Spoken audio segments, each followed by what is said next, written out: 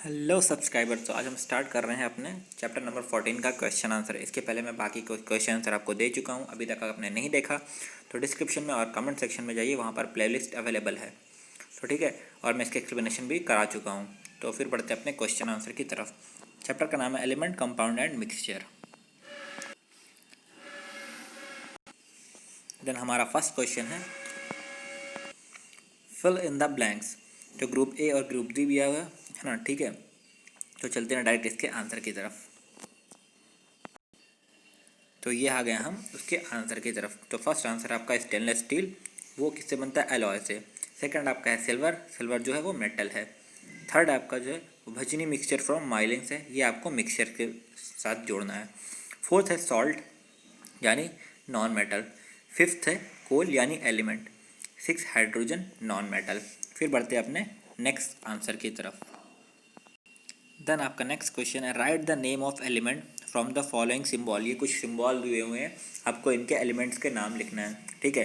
Periodic table में ये symbol present करते हैं, बट आपको फुल फॉर्म चाहिए इनका एलिमेंट का पूरा नाम। तो चलते हैं डायरेक्ट इसके आंसर की तरफ।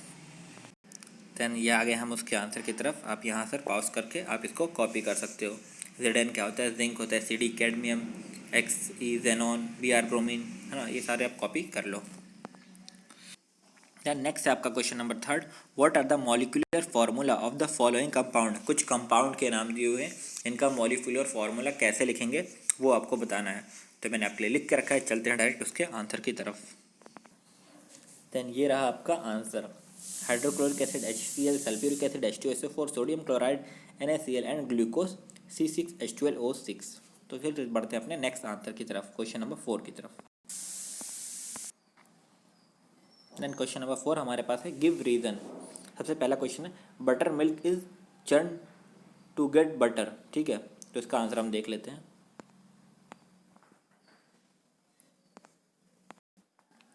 तो ये है आपका answer. Churning is one of the method of separation. The particle of butter are all spread out in the butter milk.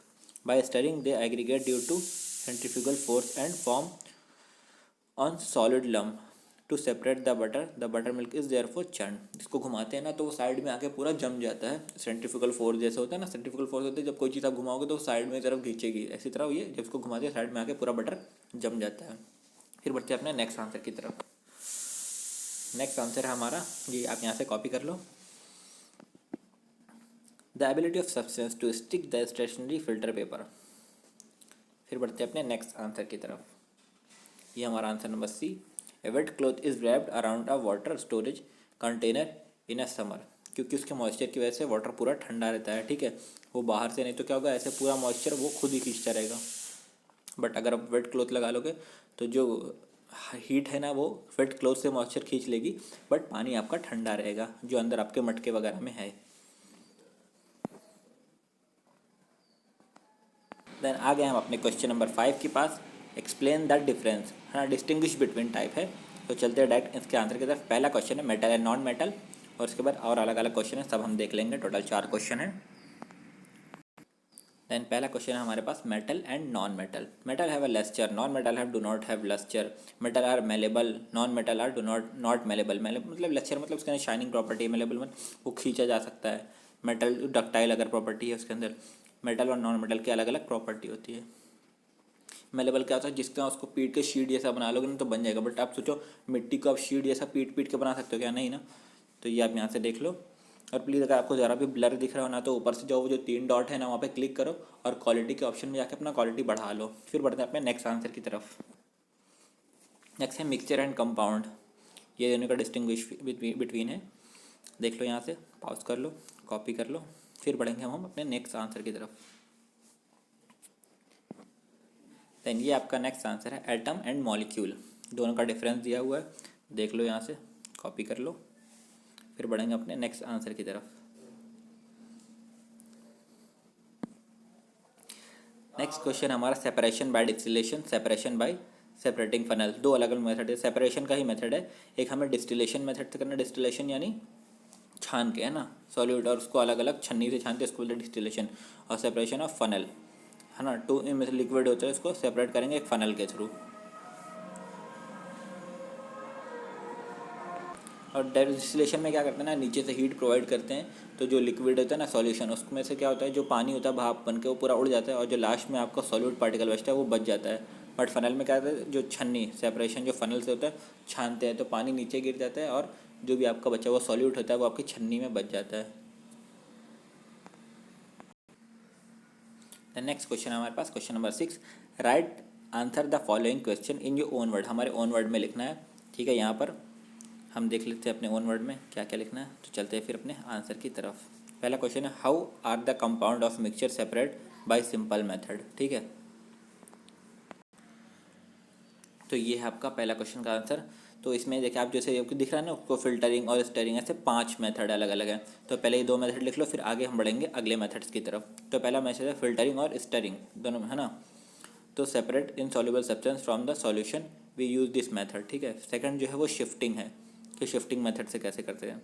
ये दोनों आप पॉज करके लिख लो, फिर आगे बढ़ेंगे। 3 और हैं, पहले बता दे रहा हूँ ताकि आप पेज छोड़ के रखो उनके लिए, ये नहीं हो कि बाद में अरे मैंने तो 2 ही लिख लिया, आप क्या करूँ, ठीक है। प्लीज़ जो मैं बोलता हूँ ना उसको प्लीज़ सुना करो, ताकि ऐसे आपको आंसर लिखने में प्रॉब्लम ना हो। फिर सेकंड है आपके पास पिकिंग एंड सॉर्टिंग, और फोर्थ है आपके पास नोइंग मेथड। देख लो, इसको भी कॉपी कर लो। पिकिंग एंड सॉर्टिंग में by the this method substance that are needed और नॉट नीडेड आर सेपरेट। जैसे जो आपको चाहिए चुन चुन के अलग कर लो, जो नहीं चाहिए उसको मत चुनो।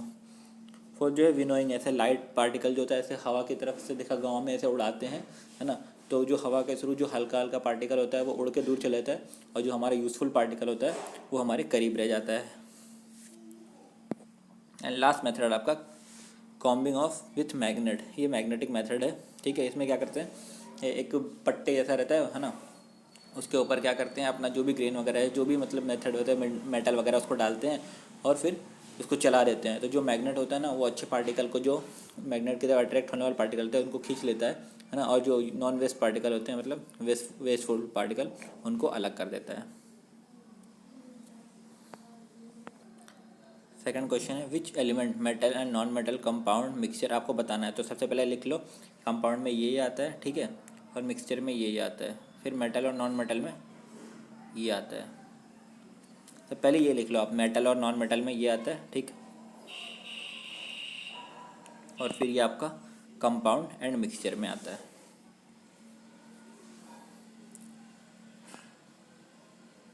फिर बढ़ते हैं अपने नेक्स्ट आंसर की तरफ।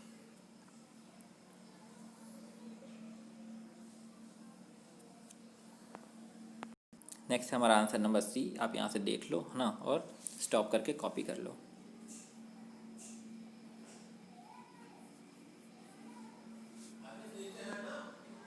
देन है क्वेश्चन नंबर डी, ठीक है। क्वेश्चन नंबर डी में देखो फर्स्ट जो है वो डिस्टिलेशन है, ठीक है। इसको देख लो और ये कॉपी कर लो यहाँ से। फिर हम बढ़ेंगे आगे नेक्स्ट इसके पार्ट 2 की तरफ, है ना। डी में 2 है, डिस्टिलेशन के थ्रू करते हैं एक सेपरेशन, और एक नेक्स्ट मेथड है यूजिंग सेपरेटिंग फनल के थ्रू करते हैं। देख लो, फिर हम बढ़ेंगे अपने नेक्स्ट आंसर की तरफ। ये हमारा आंसर नंबर ई, देख लो यहाँ से कॉपी कर लो। फिर बढ़ेंगे हम अपने नेक्स्ट आंसर की तरफ, स्टॉप करके कॉपी कर लो।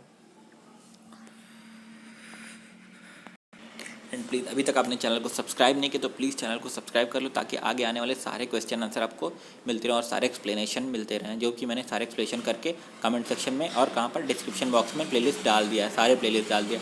आप जाओ वहाँ से फटाफट कॉपी कर लो, ठीक है।